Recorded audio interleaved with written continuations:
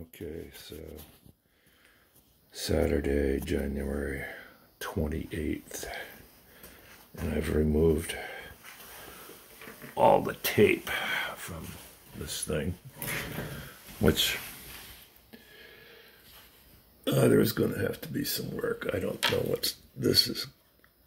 was oversprayed. The tape was lifted there slightly. But I'm not going to get too upset.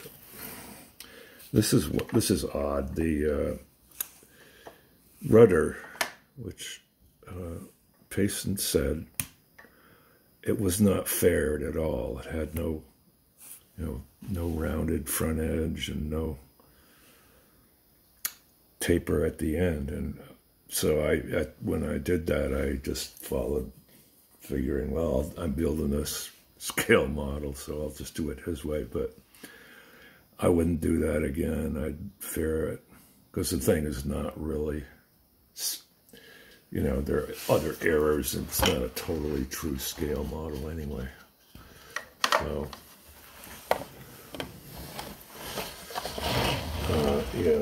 one thing that happened that's really rather strange is, look at this paint under here. I don't know, it's like bubbled in places. I might just quickly sand that and put some put. Yeah, you can see it right there. That's a pretty good view of it. It's funny, it's really only on that one side. The other side is fine. I don't know, I mean, the wood, this thing has been through a lot of climate extremes since I taped up the bottom. I've actually, at times, when the wood stove was going down, put it on that little upside down mount and put that on the wood stove on top of 2 bricks. So that heated up the hull quite a bit. So maybe there's something in the pine there that outgassed. I don't know, resin or whatever. So I guess it's back to painting a little bit on the bottom. As far as the top side goes, I'm just gonna sand that down with 600 and then maybe 1,000 and leave it a matte finish. After that, it's time for these. Once those are in, the irons for the rigging will go on. And after the irons are on, then it's the rub rail. And at that point, it's basically rigging and 2 hatches and that little dog house, and there's another hatchway in the front, and a few little details on the deck. And I'm thinking I might try and make they had a 1-cylinder gas engine, make or break gas engine that they used to haul, for hauling stuff. So anyway, that's it for today. Onward to painting again. Okay, Monday, January 30. And this is what's going on with this thing. What a mess, huh? Paint bubbled up in these areas. I don't know why. This is something in the pine worked its way out under the paint. So now it's back to painting and sanding for a while. While the paint's, I'm using a brush for this. So while that's drying, I guess I'm gonna start working on those hatches. This stuff takes like a good solid day to dry. I'll get back to you later today. Well, back again, and I did not get very far with these hatches. So I've left one out, because that one will have to have the crown, the deck crown fitted to it. The reason I didn't get very far was that I spent a lot of time working on, I actually decided to do the lighting today, and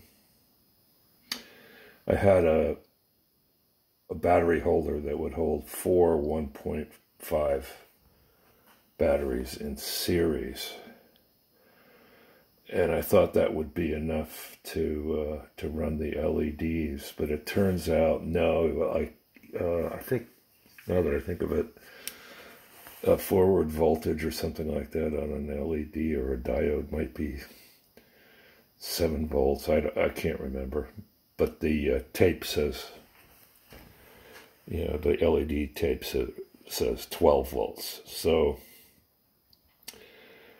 I have a 12 volt battery, a small sealed lead acid battery. I thought, well, maybe I'll use that, but then I thought, well, that's too much for the searchlight. So I went and I got a 9 volt battery, and that lights up the LEDs and should be a little less strain on the searchlight, which is incandescent, so that will last longer. So that's where that's at, and I got one coat on this. Give it another coat tomorrow. Dries pretty well right by the stove. I had the stove going today. So that's where we're at. I'm sent away to Amazon Prime for a 9 volt battery holder with a switch. So that'll just go in the bottom of the pilot house and power the lights. So that's it for today. Okay, Tuesday, February 7th. I haven't been able to get out here much. Weather has intervened. Last Friday, around midday, it started blowing a gale, and the thermometer started dropping like a rock. And Saturday morning, it was 20 below. And the power had gone off Friday night at around 9. So we were struggling to keep the pipes from freezing. I have a wood stove in the house. That thing was going, just being stoked up like crazy. And then Friday night around 1, I came in here in the garage and started up this kerosene heater, because there's the second floor of this garage has a kitchen. It's actually an apartment, and I needed to keep those pipes from freezing, so I had this kerosene heater going full blast in here, and I succeeded in keeping the pipes from freezing up in the upstairs, but one pipe in our kitchen froze just below the, in between the floor and the base of the cabinet. There's like a 4-inch space under there. The cold water line froze. And so I think it was Saturday after the power came on around midday, I took the kerosene heater down and put it in the cellar of the house. Ran it down there for the afternoon, and that pipe finally thawed out, and it didn't rupture. It must be the thick wall pipe. I guess it's called L. There's 2 grades, M and L. I think L is the thicker stuff. So anyway, that worked out okay. The bathroom upstairs, hot water line to the bathroom upstairs froze, but that is PEX, so that just thawed out on its own. I wasn't too worried about it because PEX is pretty resilient. So that's what's been going on here. The weather intervening. I did manage to get a little done with these things. Gotta put some more paint on.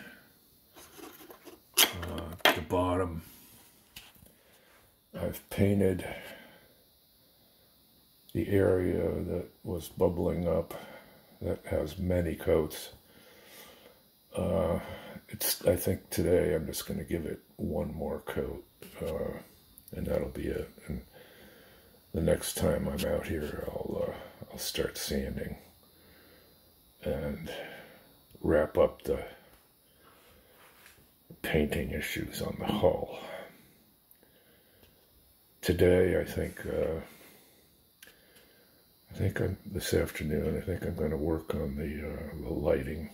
I did get a 9-volt battery holder, a little plastic box. It has an on-off switch, so that makes things easy. I'll just mount that in the bottom of the